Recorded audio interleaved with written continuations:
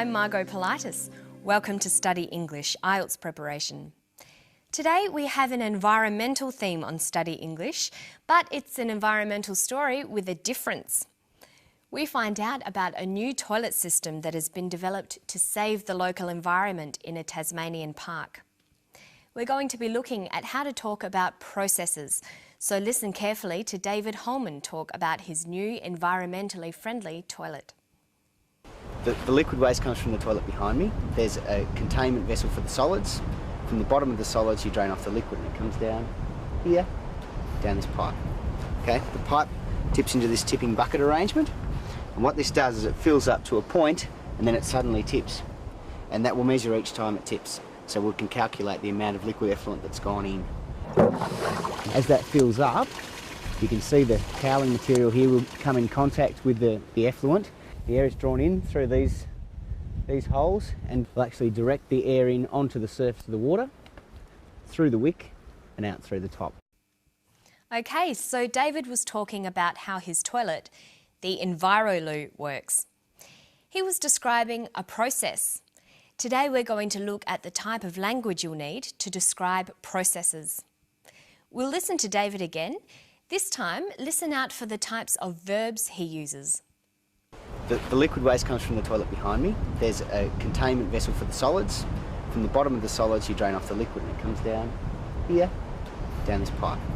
Okay, the pipe tips into this tipping bucket arrangement, and what this does is it fills up to a point and then it suddenly tips, and that will measure each time it tips, so we can calculate the amount of liquid effluent that's gone in. David uses a variety of verbs and tenses, but mostly he uses the simple present tense. The simple present is often used to describe processes and procedures. Let's look at some examples. The liquid waste comes from the toilet behind me. Okay, the pipe tips into this tipping bucket arrangement, and what this does is it fills up to a point and then it suddenly tips. There's also another, more formal way of describing processes. That's using the passive voice. In formal academic writing, it's common to use the passive voice for actions in a process or procedure. When you use the passive voice, your writing becomes impersonal and distant. This is more formal and is often more suitable in an academic setting. Listen for a passive verb here. As that fills up, you can see the cowling material here will come in contact with the effluent. The air is drawn in through these holes. He says, is drawn in. The air is drawn in. Notice there is no subject, no person or thing doing the action. It is just done. This is called the passive voice. This highlights the process or action rather than the person or thing doing the action. The passive is used when the important thing is not who did the action, but the action itself. This is true when you are describing processes. The process is the same no matter who is doing it, so we choose the passive voice. Let's look a bit more closely at how the passive is formed. Passive verbs are formed by using the verb to be plus the past participle of the verb. Let's look at the verb draw in, to bring something in. The past participle is drawn. This is an irregular past participle. So the passive form is to be drawn in. The different forms of the passive vary according to the action and when the action happened. Okay, so in formal writing, we use the passive form for processes. But David doesn't always use the passive because he's having a conversation with someone. Let's look at one of David's more informal sentences and see how we could change it into a more formal description. There's a containment vessel for the solids. From the bottom of the solids you drain off the liquid. He says, from the bottom of the solids you drain off the liquid. Let's look at the main part of that sentence. You drain off the liquid. The verb is drain off. In a passive sentence, we'd say is drained off. The past participle with the present tense form of to be.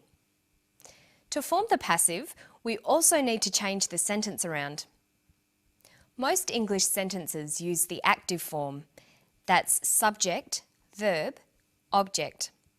But in the passive, sentences begin with the object of the verb. Object, verb, subject. In this sentence, we know that drain off is the verb, you is the subject, and the liquid is the object. So, to form a passive sentence, we'll need to turn the sentence around into object, verb, subject.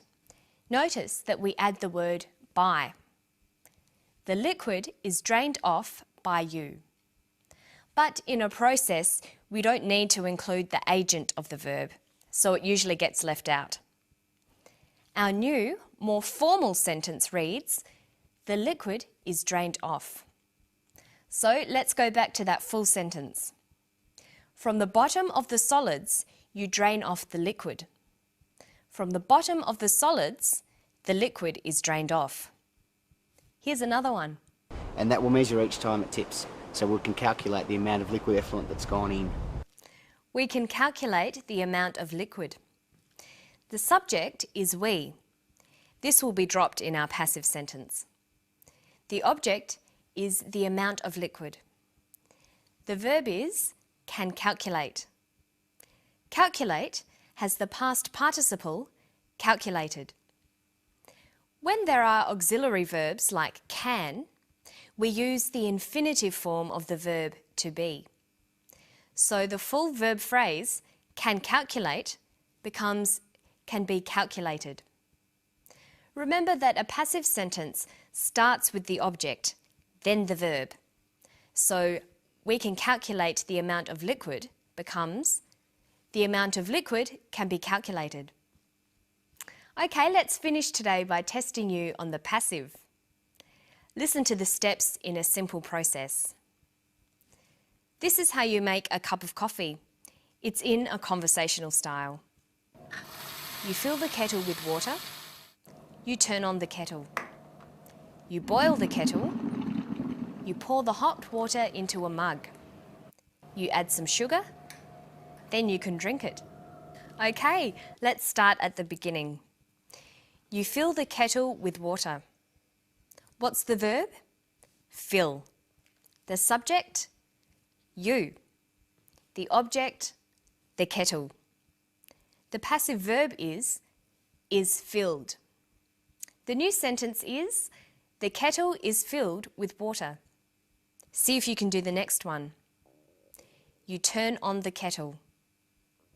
The verb is turn on. The subject is you. The object is the kettle. The kettle is turned on. You boil the water. The water is boiled. You pour the hot water into a mug. The hot water is poured into a mug. You add some sugar. Some sugar is added. Then you can drink it.